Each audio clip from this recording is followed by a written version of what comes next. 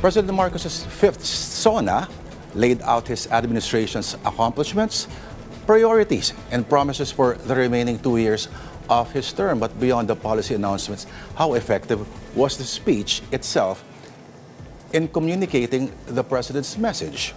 To help us analyze the address from a writing perspective, we are joined by our good friend, Micael De Lara, former speechwriter of President Benigno Aquino III, and of course, award-winning poet and nakakainis, dalawang lingwahe pa talaga. Bayaw, kamusta ka na?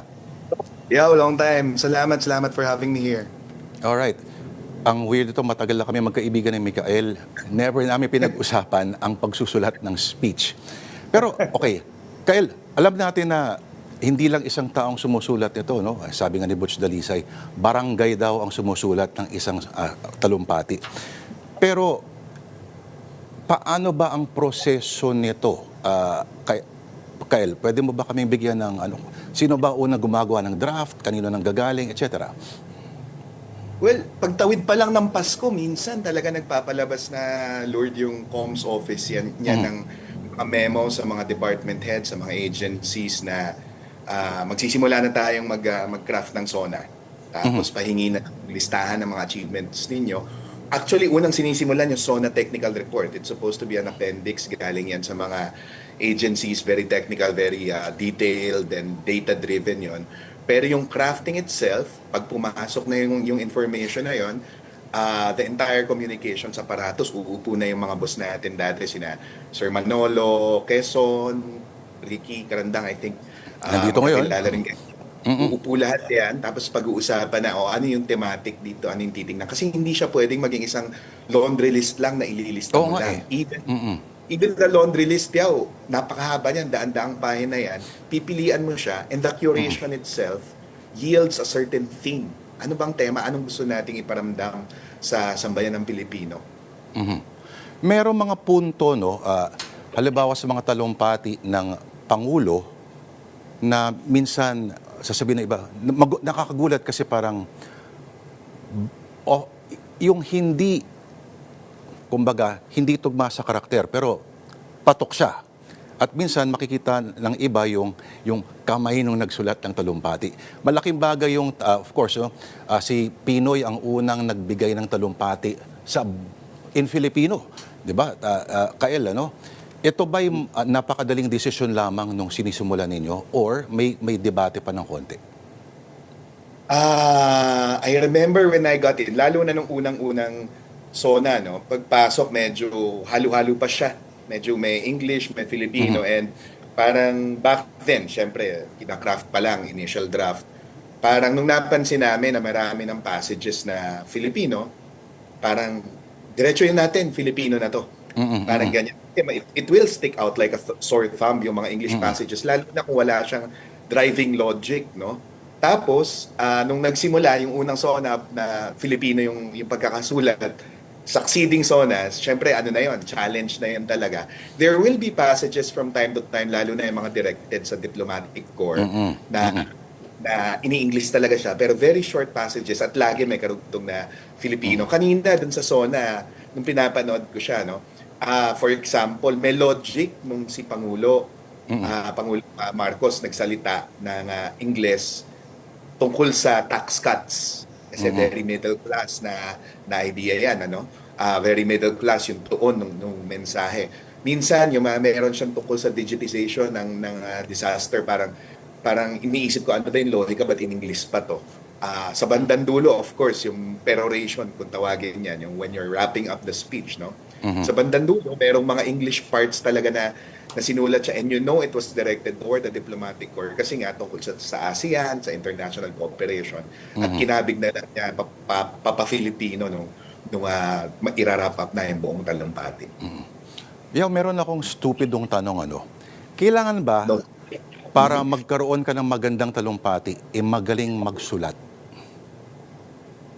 Ang nagsusulat o yung nagsasalita mismo? Siguro, pareho siguro? Sa tingin ko, yung team na nagsusulat ng talumpati, and this was by design back then nung grupo namin, na mga writers talaga, as in people with literary background. At sinadya yun, knowing na meron ka isang bata-batalyon yung burokrata at teknokratang napakatatalino sa gobyerno. The task is to find the human spirit behind all of these reams of data and to thread them together into something na tatalab sa dibdib ng nakikinig sa'yo. Yung nagsasalita mismo, I think, bahagi din ng hinihiling natin sa kahit anong pinuno, yung malinaw mag-isip, malinaw magsalita, at kaya magsalita sa isang paraang nakakapukaw ng damdamin.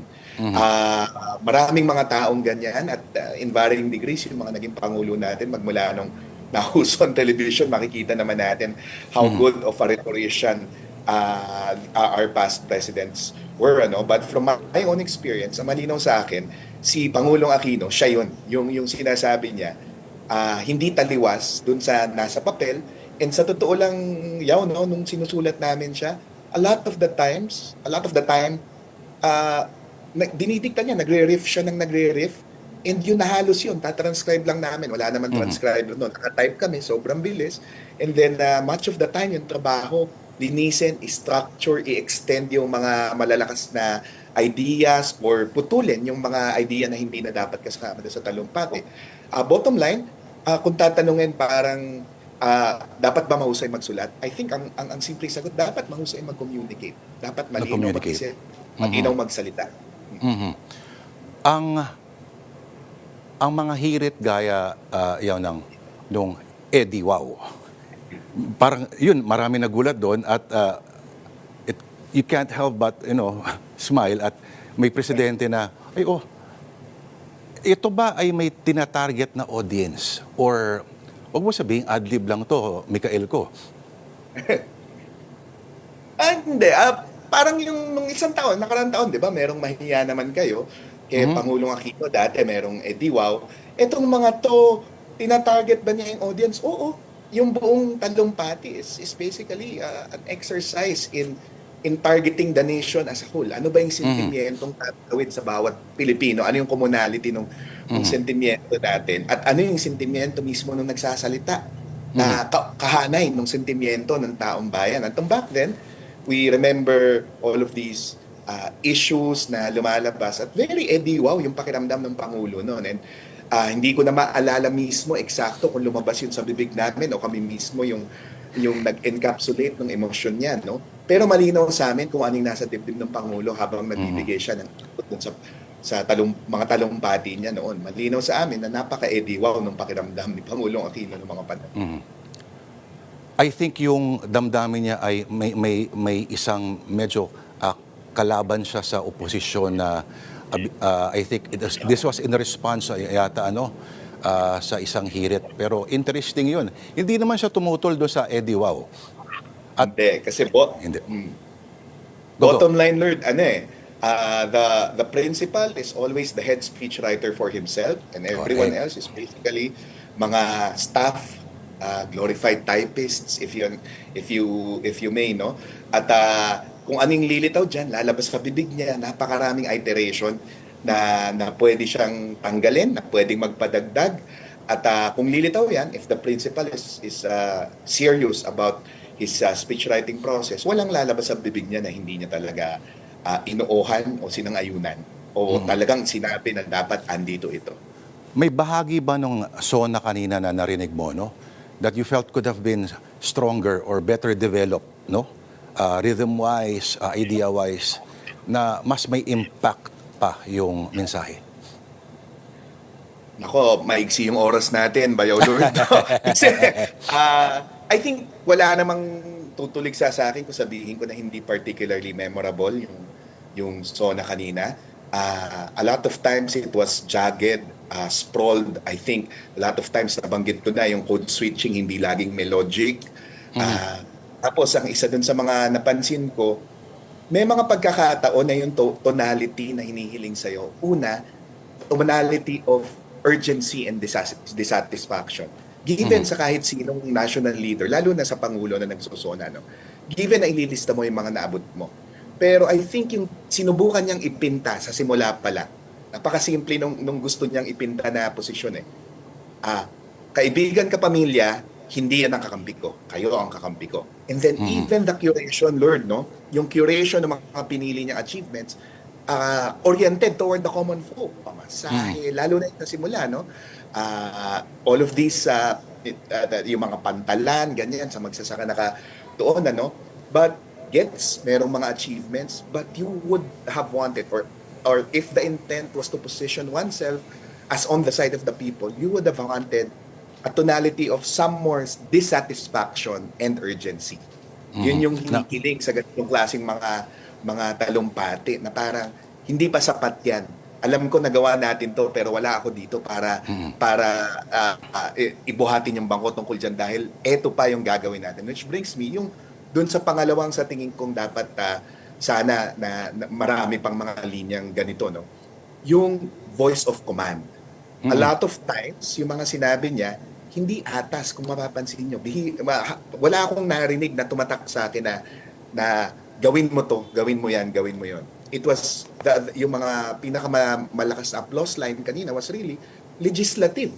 No? So medyo ipinataw niya ng konti sa legislatura. Kanina nga nagkukwentuhan kami ng isa pang bayo natin, si Lord, no? Si Barry, no? Sabi niya, ang pinagkaiba nito doon sa mga nakaraang SONA nung huling 2 taon, yon executive policy na may clear horizon. Investigahan ang flood control, itigil ang pogo.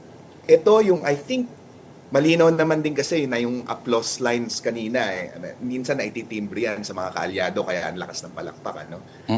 Yung sa pagkaltas nung charges, no? Yung ang tawag doon, generation charges. Tapos, para sa akin, ano yun? Kailangan ng ipira para ilusot yun. At kung kailangan ng ipira para ilusot yun, ibig sabihin, amendment sa ipira, ibig sabihin, hindi yun atas. He can tone it however strong he wants, but really, it is a legislative function. And yung clear horizon noon, kailan mangyayari yun? Hindi siya para bukas gawin nyo to.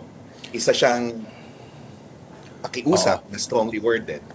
Sabi nila, Kael, pwede raw na magbasa ka ng phone book, basta tama yung tono mo, yung iparamdam lang yung tono na parang you're in command. The tone is all, sabi nila. No? Agree ka ba rito? At yung strategy doon sa talumpati kanina, na nagsimula siya sa what should have been the highlight, parang naging anticlimactic daw. Agree ka ba rito, Kael? Anticlimactic, I think by design siya. Pare, alam mo, ang pinakamalinaw sa akin, pag nilagay mo yung isang bagay sa simula, na gano'n, alam mong inaabangan ng mga tao kung anong sasabihin mo sa tungkol sa bagay na yun, ginet out of the way niya. That was designed to get it out of the way quickly. And why do you do that? Because aware ka rin na wala kang bago at substantive na sasabihin tungkol dun sa bagay na yon. And I think he got it out of the way para yung attention ng tao dire-diretso na. Imagine kung pwede niyang sabihin ang isang bagay tulad na mas matindi at mas revelatory tungkol doon. Di ba, iba-back pocket mo yon, ilalagay mo sa bandang gitna o dulo para andun yung crescendo nung talumpati. Hindi niya ginawa yon. Tungkol sa tono naman ng pananalita, Lord, ako, sa tingin ko sa maraming anyo ng pahanitikan na tayo naman, steep naman tayo dyan pareho, no? Totoo yun, phone book lang, maaaring magbago yun, makapukaw ka ng damdamin ng tao. Pero ang SONA, bukod sa isa siyang, I would consider it an artifact, a piece of literature, pero it's so much more than that because it speaks so directly to the national psyche. At sinusubaybayan yan ng sambayanan at hindi papasa ang phone book na reading, hindi papasa ang lottery list. Right as we speak, I am sure it is being fact-checked by so many people. Like kanina, pinapakinggan ko ang daming achievements tungkol sa education, TVET, mga presidential scholarships. Pero sigurado ko na yung sektor ng edukasyon, malinaw sa kanila na parang binato lang sa hangin yung idea na naglabas ng mga EDCOM report na nasa gitna tayo ng isang education crisis.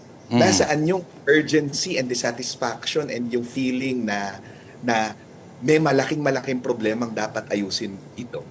So itong mga bagay na to, it won't fly, man. It won't fly kung ililista mo lang siya at babasahin mo kahit gaano pa kamaramdamin yung pagkakabasa mo. Kailangan may laman. Alright, ako, tama ka nga, kulang nga ang oras natin.